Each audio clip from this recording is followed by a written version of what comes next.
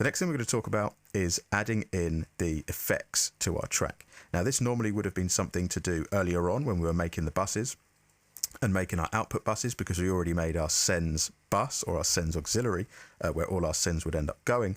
But the reason for this, I wanted to get the tracks in first of all so you could see the grouping structure and how you would put these things in. Normally you would set your groups up according and then just drag the stems in once they're done. But it was a good idea for this course to make sure it's a bit more visual so you can see what this thing would look like as a template once it's been populated. So underneath our sends, we're going to start to add in now some effects buses. Now this is electronic music based, and the main thing to think about is the kind of effects that you're going to want to use. Staying efficient, staying nice and quick.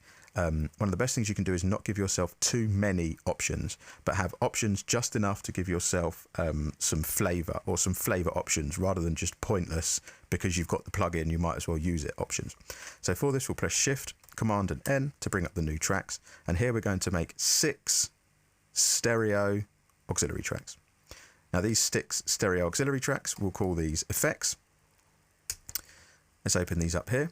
And now here, out of our 6, we're going to pick 2 reverbs, 2 delays, 1 parallel bus and 1 modulation bus. So first of all, let's go to effects 1 and we'll call this verb 1. We'll go next, verb 2,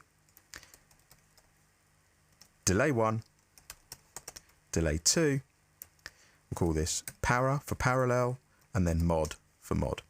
All of these now are going to reach our sends bus, because these are our send effects bus. We're going to then put these just underneath where the sends are, just here, but we're going to make sure that the whole group of these has their own color, so it's kind of color coordinated again, and we're just going to make these sort of an off gold color. Again, it's completely up to you what you go for, but generally this is how I would sort mine out. You would then populate this with your desired effects. So for this, for the reason, I'm just going to pick a few different plugins for each one, just to demonstrate the importance of what these are going to be. Okay. So first of all, let's pick the reverb one. So the first reverb I'm going to pick here is by it's just a basic reverb. Okay, so just a basic plate reverb. We're going to go to Universal Audio, and I'm going to pick the EMT 140. So this is a nice basic plate reverb. So nothing too over frilly, just a basic plate reverb. So this is going to be our standard reverb to put things into space. The second reverb I'm going to choose here is something a little bit more charismatic or a little bit more out there. So we've got one that is kind of functional and another one that is more special effect. So for this one, I'm going to pick the Eventide Black Hole. This has a lot more character to it, and it fills up a lot more space and has a lot more control over its actual characteristic. So this is going to be our second reverb here, making sure that it is on full wet mix. The first delay we're going to do, instead of having different flavors, so one more functional and one more creative, we're going to have our delays different timings. So the first delay here, I'm going to pick, we'll go to our delay menu, I'm going to pick the Echo Boy Junior. This is going to be both for both of the delays here, but one of them I'm going to pick on a quarter note. It's going to be full mix up. One I'm going to pick on a quarter note with some slight delay there, slightly wide, and we're going to pick a nice clear studio tape, something nice and clear with a tiny bit of saturation from the tape.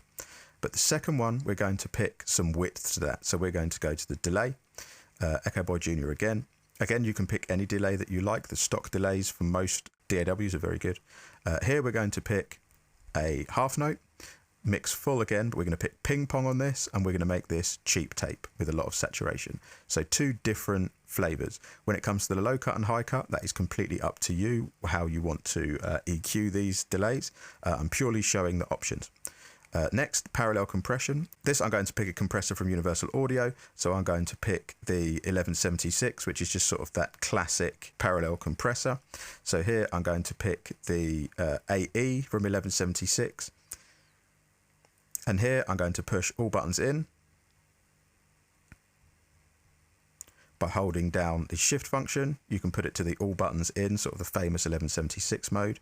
It's going to be fairly fast on the input, but very fast on the release. So fairly fast on the attack, but extremely fast on the release. So you get that whooshing sound. We're going to drive it loads, and we're going to just pull back slightly on the output. The last bus for the modulation is going to be some form of thickness and width that we're going to add. This is going to be great for adding to vocals when it comes to choruses and so on. So for this, we're going to pick a chorus effect. I'm going to go back down to Universal Audio and pick the Brigade chorus, which is kind of like a pedal emulation. And this, again, is just purely going to be there for flavor to bring in every so often. So now we have verb 1, 2, delay 1, 2, power effects, and so on. So now for the inputs of these, we're going to pick what we want these to be in terms of their bus number. So just as before, so with all of our buses selected, I hold down Shift, Option, Command, click the input, go to bus. You see I've already named these in the background on our I/O labels, our input-output labels.